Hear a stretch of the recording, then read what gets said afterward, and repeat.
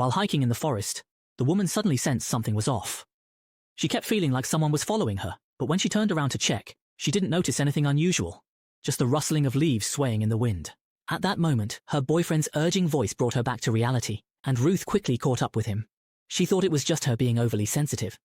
However, that night, when Ruth went outside the tent to use the bathroom, a dark figure suddenly flashed past her.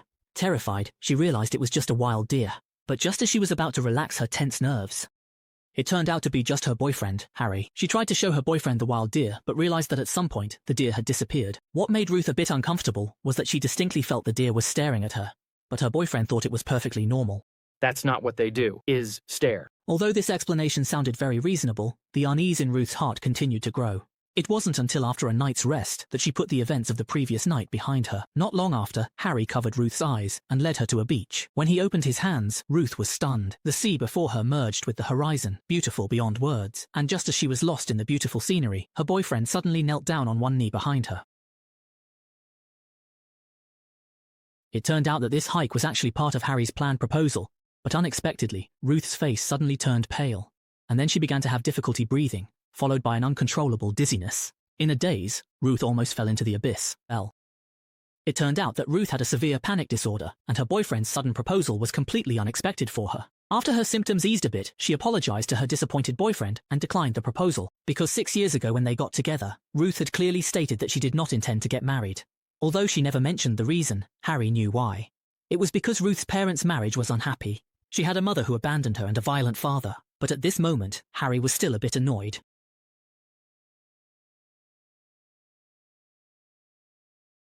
I think your parents' issues messed you up more than you'd like to admit.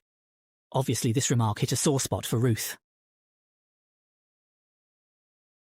From then on, the atmosphere between them became somewhat delicate, and that evening, they hardly spoke to each other again. And it was from this moment that things started to take a strange turn. The next morning, when Ruth woke up, she found that Harry was nowhere to be seen. On a nearby tree stump was a note he left behind. Fortunately, he had just gone for a walk to calm down and hadn't abandoned Ruth in this desolate forest. However, Ruth was still troubled by the sudden illness she experienced yesterday. She took out her phone, intending to call her doctor for help, only to find that there was no signal at all in the forest. As she held up her phone, searching for a signal and walking further away, she inadvertently stumbled upon a scene that made her scalp tingle. In front of her was the corpse of a wild deer, its head split in two by something, and its body seemed to bear signs of charring, just as Ruth was overwhelmed with nausea and terror. Harry no longer dwells on what happened yesterday. Immediately after, they both realized that the deer's body was covered in a black, tar-like substance, looking extremely eerie. As Ruth regained her composure, she began to suspect that this might be the same deer she saw the night before last. Could there be some unseen danger around here? However, Harry said it was impossible because there were so many deer in the forest that they couldn't be counted. Although Harry tried his best to reassure her, Ruth couldn't shake off the inexplicable unease in her heart. Don't worry, I'm here. Not long after, Harry finally found in the book what was covering the deer's body.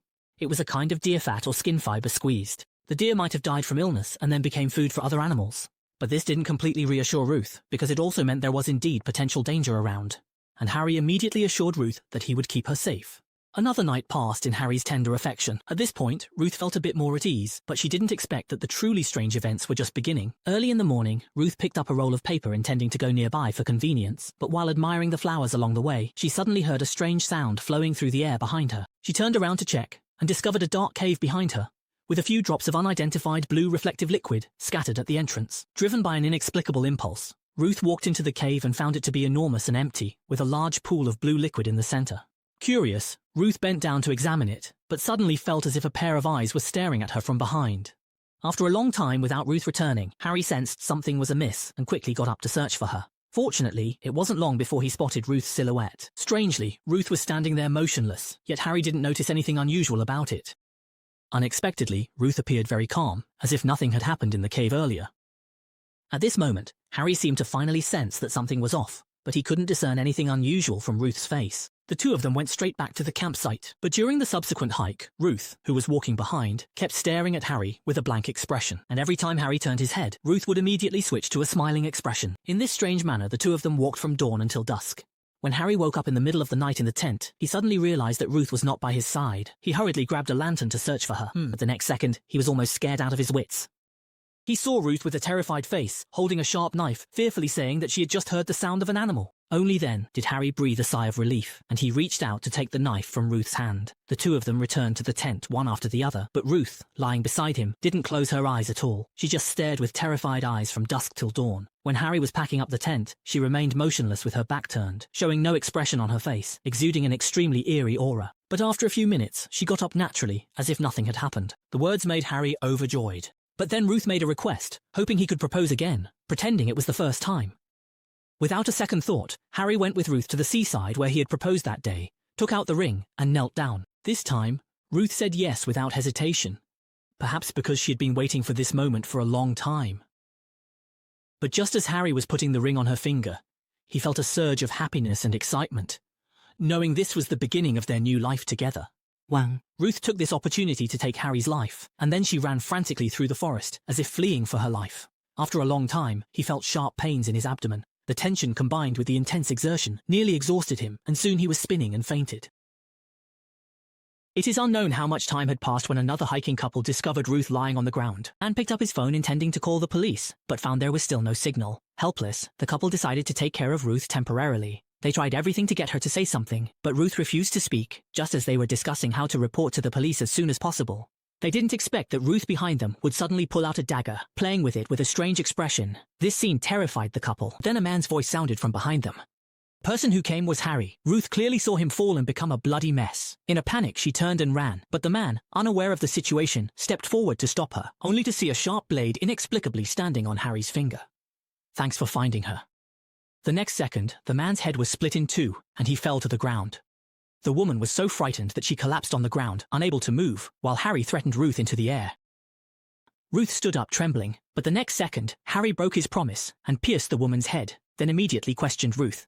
That day, after she accidentally entered the cave, what she saw terrified her beyond belief. It was the corpse of her boyfriend Harry. So when Harry found her in her frightened state, she already knew it wasn't really her boyfriend, which is why she used a trick to push him off the cliff. So who exactly is this person disguised as Harry?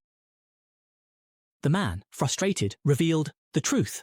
It turned out he was a scout from an alien planet, searching for hosts on Earth.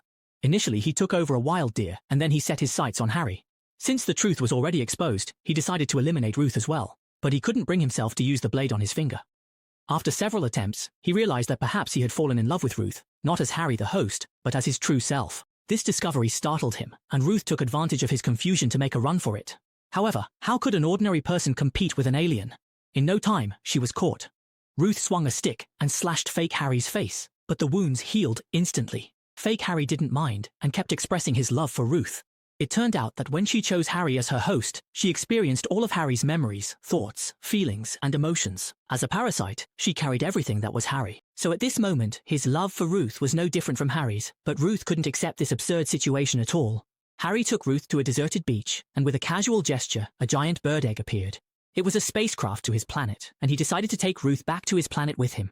However, all of Ruth's attention was on the knife in fake Harry's pocket. Taking advantage of his momentary lapse in vigilance, Ruth snatched the knife and stabbed it fiercely into fake Harry's chest. Then he ran desperately into the sea, and Jahari followed closely behind him. Ruth swam deeper and looked around, eagerly looking for something. Sure enough, not long after, the smell of Jahari's blood attracted a big shark.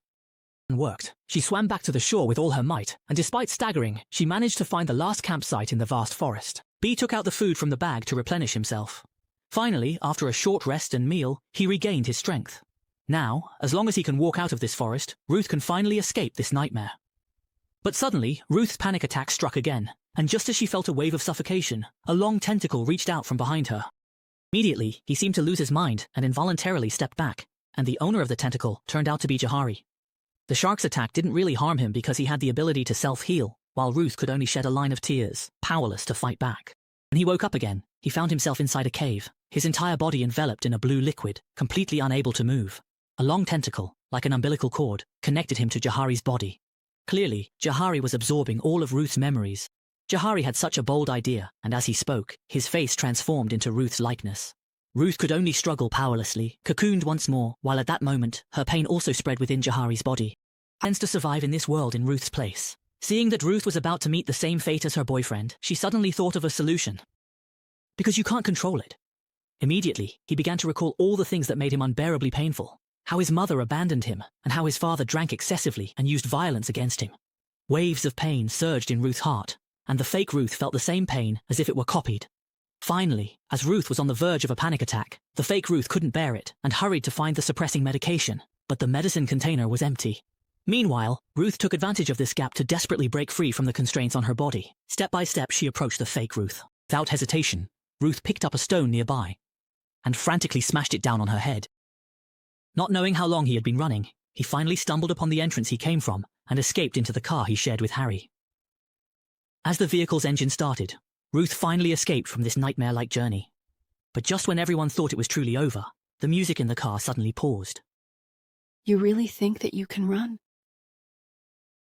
I'll be listening about you. You can't hide from me, or from what's coming.